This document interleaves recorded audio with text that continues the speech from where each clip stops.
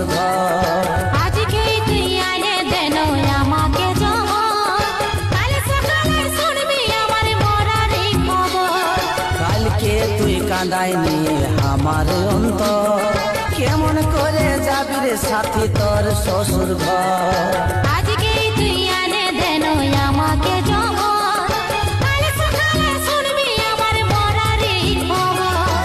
মোরে তুই দিস না জীবনটা ঘুচাস না, মোরে তুই দিস না জীবনটা ঘুচাস না, তোর মরা মুখটা আমি দেখতে পারবো না।